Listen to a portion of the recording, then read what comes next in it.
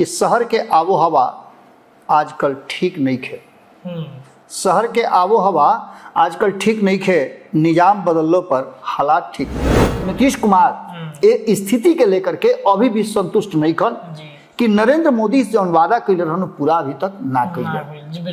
यही चलते देखले होगा कि हड़बड़ी में धौती पवने से चाचा भतीजा के भेंट होते, धौती पवने से जेपी नड्डा आइले। जेपी नड्डा को पहले से कार्यक्रम रहेगा। जब 72 गो सीट पर विधानसभा के नीतीश कुमार के बढ़त मिलल तो नीतीश कुमार बहुत खुश रहन, लेकिन वो लोकसभा के चुनाव रहे रत्नेश, इस तरह से पहले भी बतौले रहे। विधानसभा के चुनाव और परिस्थिति बहुत अलग होला।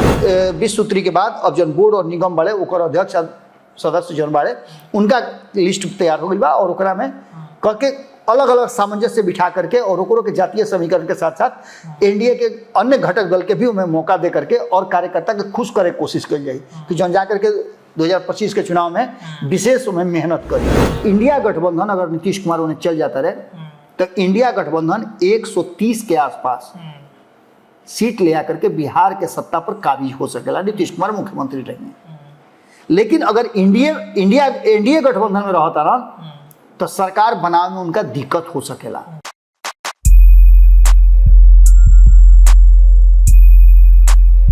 नमस्कार, प्रणाम, गोड़ लागतनी, बहुत बहुत स्वागत बार उरा सबके आपन कार्यक्रम खूटा में। बहुत दिन बाद खूटा में हम बाबा के साथे जुड़ गई बनी, बातचीत हुई, चर्चा हुई। बिहार के राजनीति में बहुत कुछ चल रहा बा। नीतीश कुमार के पलटे के कहानी एक बार फिर से तेज बा। इन्हें नीतीश कुमार पलटिए कि ना पलटिए भी मामला गंभीर बा। तले तेजस्वी यादव यात्रा पर बिहार में निकल गई बड़े। लालू प्रसाद यादव भी बिहार से बाहर काल देर शाम चल गई। तो माजरा का बा का नीतीश कुमार फिर से पलटी हैं। उससे पहले जेपी नड्डा आइले, कई तरह के जो इवेंट बा वो खत्म भइल बा। तो खूटा पर आज यह सब विषय पर चर्चा हुई कि बिहार में सुनाता समय से पहले हुई चुनाव, लालू के मुंह फेरते गिर गई नीतीश के भाव। तो नया सर्वे रिपोर्ट आवते तेजस्वी देवे लगले ताव। मैंने एगो चर्चा यो बा कि समय से पहले चुनाव हो जाए। बाबा से जुड़ल जाई, बातचीत हुई। बाबा का कहें, कोनो लाइन वाइन बा दर्शक लोग खातिर कुछ हमेशा से जो सुनावे नहीं सुना दी कुछ? सबसे पहले तो हेरा से रुआ लोग के अभिनंदन बा। दो लाइन लिखले बनी कि शहर के आबो हवा आजकल ठीक नहीं खे। शहर के आबो हवा आजकल ठीक नहीं खे, निजाम बदलने पर हालात ठीक नहीं खे। वाह, क्या बात, एकदम बहुत सुंदर। रत्नेश, जब नीतीश कुमार जी ने बदल के आई रहन तो भइल की डबल इंजन के सरकार फिर से आ गई और बहुत कुछ बदल जाई जी। नीतीश कुमार जी चिचिया के कहता कि अब एने ओने कहीं ना जाए, ने बिचवा में चल गई रही, अब केनहू ना जाए। लेकिन हमनी के विषय आज ही नहीं खे, हमनी के विषय बड़ा अलग बा जी। जौन तार हमनी के आज से 8 महीना 9 महीना पहले छेड़ले नहीं जा जी, जी। कि नीतीश कुमार पलटी हैं, पलट गई ले। चुनाव वक्त से पहले हुई, अभी तक ले नहीं खे भाई, लेकिन हो सकेला। लेकिन एकरा में हमनी के दोस्त नहीं खे। चुनाव वक्त से पहले होके के पूरा तैयारी हो गई रहे, लेकिन एक तरफ बेटी के बियाह होके और दूसरा तरफ सत्यनारायण भगवान के कथा, तो कौना में तो ज़्यादा इम्पोर्टेंस देबो? इम्पोर्टेंस तो तू सत्यनारायण भगवान कथा बना देबो, तू तो बियाह में न देबो जी। उनमें 10 तरह के तैयारी करे के बाद दूसरा गाँव से लोग आए बुढ़ुए, सारा चीज़ के ले करके जौन परिस्थिति बा, वो परिस्थिति में एक बात तो साफ नजर आ रहा बा कि 2024 में चुनाव नरेंद्र मोदी खाती होत रहे, यानी कि बेटी के बरियात उनका दुआरी पर लागत रहे जी। तो वो में सत्यनारायण भगवान के कथा जरा घरे होत हो के नीतीश कुमार की यहाँ वो जाके क्या करी है। ये पूरा कहानी जौन बा वो ये बात पर टिकल रहे कि नीतीश कुमार मान गई ले, और नीतीश कुमार मान गई तो भइल कि भाई हमनी के सरकार बन जाए दो, ओकरा बाद जैसन कहबो वैसन होई। हां, काहे बा पर एगो बियाह खत्म करे दो। हां, लेकिन भइल का कि बियाह तो हो गई, लेकिन बेटहा महियो नाराज बा। बियाह तो खूब बढ़िया से भइल, अच्छा, लेकिन बेटहा नाराज बा। अगुआ बढ़िया ना हुई है, अगुआ के संगे संगे और बात हो गई नु कि लेन देन में कमी हो गई बा। अच्छा, माने वो जो डिमांड दर दहेज में डिमांड, हाँ, डिमांड पूरा नहीं किया। अभी सब बात के लेकर के Nitish Kumar hocus, Chandrababu Naidu hocus, Chirag Paswan hocus, Jitan Ram Manjhi hocus, या फिर अन्य दल जौन बाड़े कुमार स्वामी से लेकर के बाकी के लोग जौन बा ये सब लोग मान मनोबल में लागल बा और ये सब लोग के मान मनोबल में नरेंद्र मोदी भी लागल बा। यानी कि जे जौन मांगता चाचा ओकरा के तनी तनी तनी तनी कह के दिया तो रुए कि भाई देखो सिकरी 2 भर के मंगले रहे के भर के हमरा भी भइल का करी हम ये रख ईएमआई भरा था। हाँ ओकरा बाद जानते बानी कि बियाह शादी में 9 गो खर्चा होला कि चली ना रिश्ता हमनी के कायम रहे आगे तो हम बढ़ले न बानी देते न रह। अरे बेटिया आई तो कुछ ना कुछ दे वहीं के बाबा ने फेरा में तो हम पड़ल बानी। नरेंद्र मोदी फेरा में पड़ गई बड़न अपना दम पर उनकर सरकार नहीं खे बनल 32 को सीट उनकर कम बा। तो ई बुझते बड़ा कि जब दबाव असकल हमने के यहाँ कहावत बा भोजपुरी में कि असगर परली बिलाई तो अब का हुई। अब ऐसा स्थिति में सकेता जब बिलाई पड़ जाले तब वो मुँह वैसे चियार के खड़ा रहे लेकिन लौर से मार दिया सरे दादा गलती तो हमारे से भैले बुढ़े। लेकिन देखबा कि बिलाई के बड़ा दशा खराब रहेला नए भागेले ना उन्हें भागेले चुपचाप छोड़ देवे जा दे कि भाई जा जोन करे बता कर तू ही कर। नीतीश कुमार के साथ ये स्थिति हो गई बा और नीतीश कुमार ये स्थिति के लेकर के अभी भी संतुष्ट नहीं खन कि नरेंद्र मोदी से जौन वादा कैले रहन पूरा अभी तक ना कैले। यही चलते देखले होगा कि हड़बड़ी में धावती पवने से चाचा भतीजा के भेंट होते धावती पवने से जेपी नड्डा आइले। जेपी नड्डा कोनो पहले से कार्यक्रम रहे का कोनो कार्यक्रम ना रहे उनकर तो जौन कार्यक्रम रहे सरकारी कार्यक्रम रहे इ तय थोड़े रहे कि नीतीश कुमार के डेरा पर जो है ये नाश्ता पानी हुई आ एकांत रूम में बातचीत हुई। हमें क्यों ना रही खाली दिलीप जैसा जेपी नड्डा नीतीश कुमार रही हैं ये सारा बात हो गई। सारा बात भैला के बाद तो इहो बात समझ सकल ये जेपी नड्डा के चलते नीतीश कुमार नु बहरी भई रहन एनडीए से। ये तो कहल रहे कि क्षेत्रीय पार्टी के खत्म कर दे ना जिए दे तरह के। अब ऐसा स्थिति में तू सोच सकल ये जाके कहलो है कि हरदी गुर्दी है हुजूर जो गलती सही हमरे से बोल क्षमा करी और बकस क्षमा करो है अपराध प्रभु मंत्र एगो नहीं खे। तो अब ऐसा स्थिति में ये बात तो समझ लो कि निश्चित रूप से बहुत सारा बात भइल हुई ठीक बा हम तरह के माफ़ कोई नहीं बाकी तो हई बा करा के ठीक करो। पहला कि भाई हो हम कहीं जात उत नहीं खी बानी तोहरे संगे लेकिन एनडीए के रिकंस्ट्रक्शन काहे नहीं खलो करत। एनडीए के संयोजक के कहीं ना मालूम कौन संयोजक के चलते हम रूस के भाग रही। अब बाबा ये तो बात भई रहे नु ये तो मैंने रखल गई रहे प्रस्तावना कि रोड़ा एनडीए के संयोजक बने शुरुआत में जो स्थिति रहे ओकरा में बहुत सारा बात रहे वो सब बात में बिहार के विशेष राज्य के दर्जा से लेकर के दुनिया जहां अटरम पटरम जितना भी होला विशेष पैकेज सारा चीज़ के डील भई रहे। लेकिन कोनो चीज़ अगर एक बैग मिल जाए अगर बिहार के बहुत कुछ दे दिया जाए तो बाकी के राज्य ओकरा के जिए दी है का केंद्र सरकार के जिए तो ना दी है कहीं कि उनका के देता तो हम कहाँ बनी हमरों के दो। अब ऐसा स्थिति में तो समझ सकला कि जो वर्तमान परिस्थिति बनल बा में नीतीश कुमार के एगो सबसे बड़ा डिमांड बा और जो ताज़ा सर्वे आइल बा ओकरा के लेकर के नीतीश कुमार बहुत ज़्यादा ये बात पर आके टिकल बनान कि भाई जितना जल्दी होकर चुनाव हो जाओ जितना जल्दी होकर सारा खेल हो जाओ कि बुझा जाओ कि आखिर कहाँ ऊँट कौना करवट बैठत हुए। नीतीश कुमार जब 2024 के चुनाव भइल तो तोरो याद हुई सब लोग के याद हुई ये बात चर्चा तरह से और भी खबर में हम कैले रही कि जब 72 को सीट पर विधानसभा के नीतीश कुमार के बढ़त मिलल तो नीतीश कुमार बहुत खुश रहा। लेकिन वो लोकसभा के चुनाव रहे रत्नेश इस तरह से पहले भी बतौले रहे बिल्कुल विधानसभा के चुनाव ओकर परिस्थिति बहुत अलग होला। अब एक मतलब का कि तेजस्वी यादव 36-38 को सीट पर बढ़त मिलल उनका विधानसभा के 4 गो जीत रहन जी 4 गो जीतल बना तब वहाँ तो बेसी बाड़े नु 4-24 होता और 36 गो पाइल बना तेकरा मतलब कि ये लोग से प्रदर्शन तो उनकर बढ़िया न बा बिल्कुल का है ये लोग 12 सीट जीतल बा तो बरछक 72 होला भाजपा के वो 72 नहीं खेआई बिल्कुल तो एकरा मतलब कि तेजस्वी यादव के प्रदर्शन बढ़िया न भइल बा जी हाँ वे बात खातिर चिंतित जरूर बान आ होके के भी चाहिए कि 75 गो हम सीट जीत रहनी है तो हम 36 को 50% हमरा का है विधानसभा में बढ़त मिला। लेकिन यो सोचत है कि अरे जाए दी तो लोकसभा के चुनाव कौन हमार प्रधानमंत्री बने के बा निश्चित रूप से सीएम बने के बा निश्चित रूप से ये बात हुई और ये बात बा ये चलते तू देखल कि तेजस्वी यादव बहुत कुछ ना लेकिन जहाँ जहाँ उनका थोड़ा थोड़ा कमजोर महसूस भइले ओजा खातिर यात्रा वो निकाल चुकल बड़े लोग से जाके जनसंवाद करी हैं वो जाके लोग से समझिए वो जाके कार्यकर्ता से समझिए वो जाके नेता से समझिए कि आखिर का हुई। इन्हें दूसरा तरफ भारतीय जनता पार्टी भी नीतीश कुमार के और अन्य जो घटक दल बाड़े उनका के समेटे सहेजे में तैयारी शुरू कर दिले बा।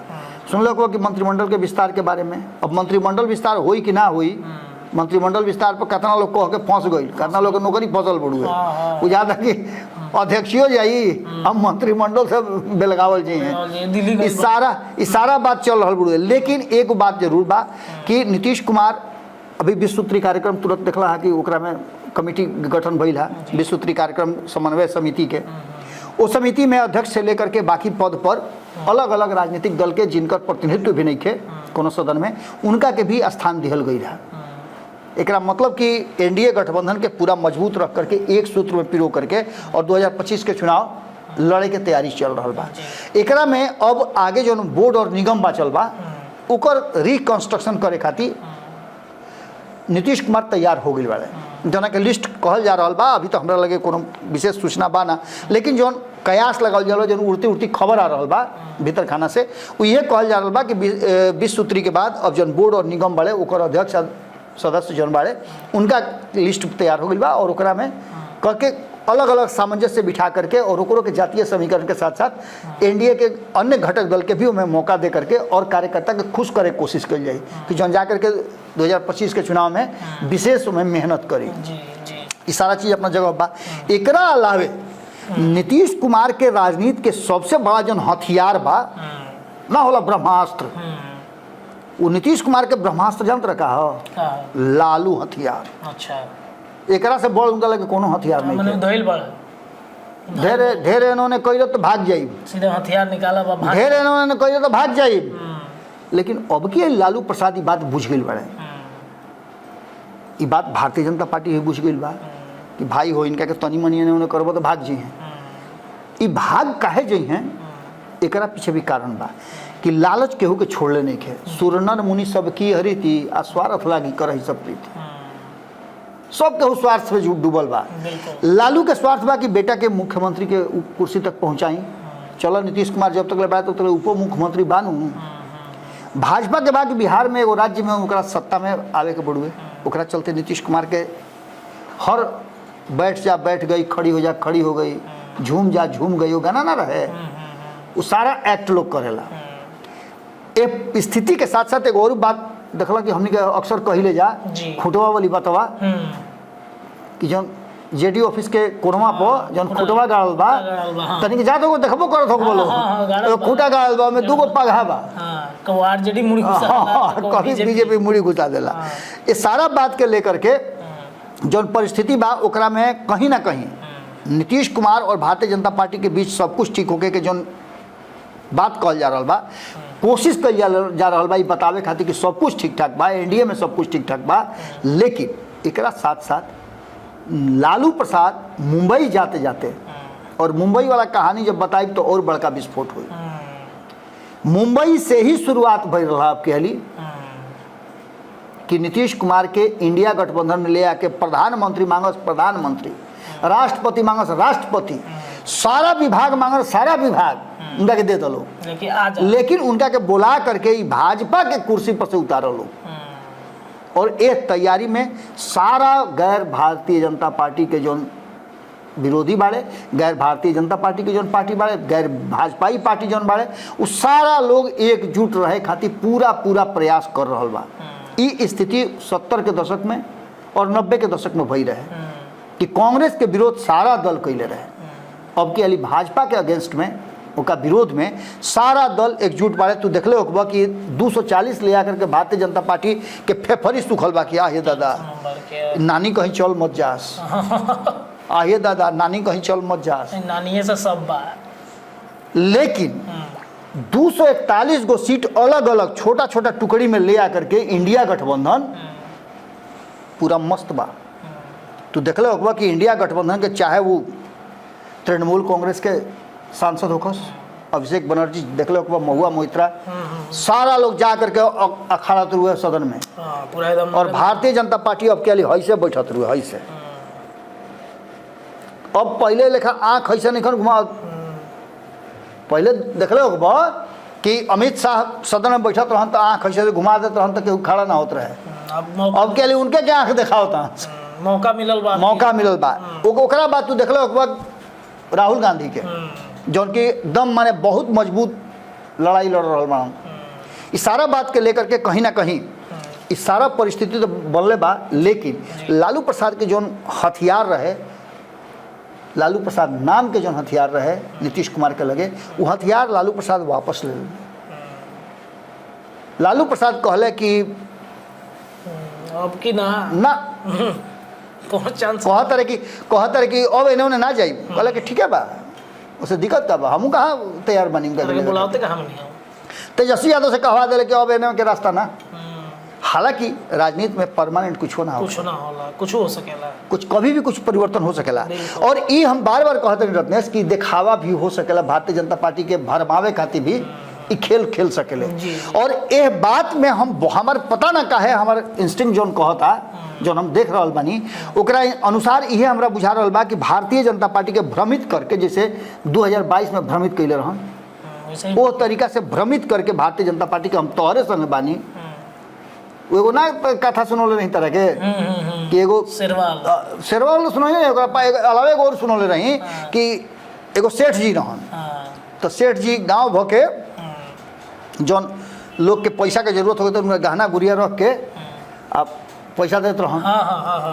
तो सेठ जी के यहाँ सही लोग आवे, ए सेठ जी बड़ा पैसा के जरूरत है, बेटी के बियाह रहा है, सेठ जी बड़ा लड़का के पैसा भेजे करला पढ़े खातिर, ए सेठ जी फल्ला खर्ची नहीं के घर में का रखे खातिर बड़ा तो हयली ना रख लोटा छिपा गमछी जौने तो रहत रहे तो सेठ जी रख लेते रहन। आ जब बैठावस तो बड़ी प्रेम से सेठ जी बोलस कि आई आई बैठी महाराज, ए चाय भेज दियो। वही तरीका से लगातार नीतीश कुमार और लालू प्रसाद कहीं ऐसा तो ना कि भारतीय जनता पार्टी के भरमावे खातिर नीतीश कुमार कहता रहे कि तोहरे देने बानी,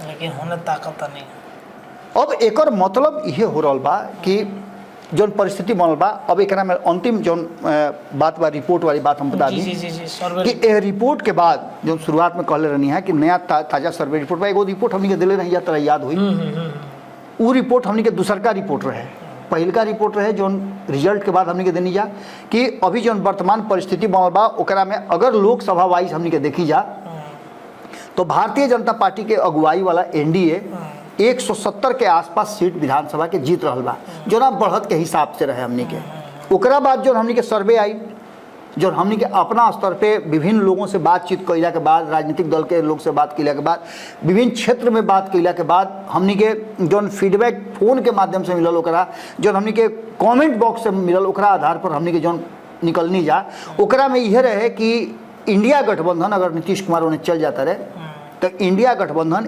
130 के आसपास सीट ले आकर के बिहार के सत्ता पर काबिज हो सकेला, नीतीश कुमार मुख्यमंत्री रहेंगे। लेकिन अगर एनडीए गठबंधन में रहता रहा तो सरकार बनावे में उनका दिक्कत हो सकेला, उस जगह पर नहीं कन पहुँच पावत। यानी कि जो पिछला हाली 115-114 पर आकर के टिक गई रहन तेजस्वी यादव अपना गठबंधन के साथ, ओजे आकर के टिक जाते हुए। अभी पूरा कहानी तो समझ गई लोग कि जौन परिस्थिति नीतीश कुमार और तेजस्वी यादव के मिलला के बाद जौन बनल रहा वो स्थिति अभी तक बरकरार बा। अभी जौन सर्वे आयल है जो के लेकर के नीतीश कुमार सर्वे करा करके देख ले वो सर्वे तेजस्वी यादव के भी पता बा और नीतीश के भी पता बा। वो सर्वे में बा, वो हम पहले भी तार संगे खबर में चर्चा कैले रही कि अगर नीतीश कुमार इंडिया गठबंधन में यानी तेजस्वी यादव के साथ लालू प्रसाद के साथ रहता रहन, कांग्रेस के साथ रहता रहन, तो अगर 100 सीट पर चुनाव जीती हैं लड़ी हैं तो वो 80 सीट पर जीत के आई हैं। लेकिन वह 80 सीट जीते खातिर उनका और मेहनत करे के पड़ी और 120 से 125 सीट पर उनका एनडीए गठबंधन में लड़े के पड़ी, तब जाके उनका 80 गो सीट आई। 80 गो सीट मिली, बिल्कुल। एकरा मतलब बा कि नीतीश कुमार खातिर जो वर्तमान परिस्थिति बा वो इंडिया गठबंधन में मुफीद बा, उनका लायक बा, जना से कि खाली और मुख्यमंत्री के कुर्सी पर बैठ सकेले और हाँ बिल्कुल 5 साल और उनका पावर 5 साल पावर मिल सकेला। ए बीच में अगर जरूरत महसूस भइल, अगर कहीं अगर सरकार नहीं के गिरत, केंद्र के सरकार यथास्थिति कायम रह जाता तो नीतीश कुमार खातिर बड़ा मुश्किल हुई इंडिया गठबंधन की तरफ स्विच कर। कारण कि एक बात मान के चलो कि रत्नेश, भारतीय जनता पार्टी अगर केंद्र के सत्ता पर येन केन प्रकार न बा तो नीतीश कुमार खातिर बहुत मुश्किल बा इन्हें उन्हें बदलना। अगर केंद्र के सरकार पलट जाई तो वहीं नीतीश कुमार इन्हें उन्हें पलट सकेले, चाहे वो बिहार के राजनीति में होके या केंद्र के राजनीति में होके। वरना नीतीश कुमार के हारस चाहे जीतस, मुख्यमंत्री बनस चाहे मत बनस, उनका एनडीए गठबंधन में ही रह के पड़ी। ये उनकर मजबूरी बा। कारण कि अगर वो कोनो एक्शन लेता रहे तो ED-BD-CD शुरू हो गई बा। ED-BD फिर शुरू हुई। देखबे के लिए उनकर जो नवरत्न रहे है, ललका डायरी में सब लोग के नाम नोट बढ़ुए। ये सारा खेल हो सकेला अगर नीतीश कुमार पूरा प्लानिंग बना करके और केंद्र के सरकार के भसावे के वो स्थिति में नहीं पहुँच जात। यानी कि कोनो परिस्थिति में भारतीय जनता पार्टी 272 तक ना पहुँचे वाला होके तौना परिस्थिति में नीतीश कुमार कोई फैसला ले सकेले इन्हें उन्हें जाए खातिर। वरना नीतीश कुमार 2025 के चुनाव भी एनडीए गठबंधन में ही लड़ी हैं। ओकरा खातिर नया स्थिति बनावल जाई। और दूसर का एगो बात और तरह से बतौले नहीं कि प्रशांत किशोर से लड़ाई अगर लेवे के बाद तो ऐसा स्थिति में इंडिया गठबंधन एक तरफ कुआं दूसरा तरफ खाई। बिल्कुल। प्रशांत किशोर से अगर लड़ाई लड़े के बाद तो प्रशांत किशोर के से लड़ाई लड़े खातिर नीतीश कुमार के एनडीए गठबंधन के साथ ही रह के पड़ी।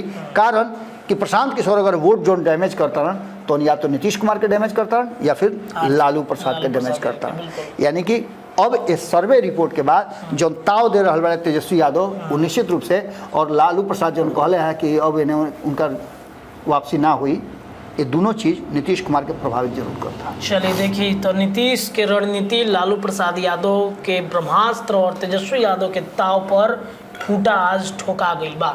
आज के खूंटा में इतना ही, लेकिन लगातार खूंटा ठोकात रही बिहार के राजनीति पर। जुड़ रही अपना चैनल के साथ। कार्यक्रम कैसे लगल जरूर बताइए, राय रखी। वीडियो अच्छा लगी तो शेयर भी जरूर करें। धन्यवाद।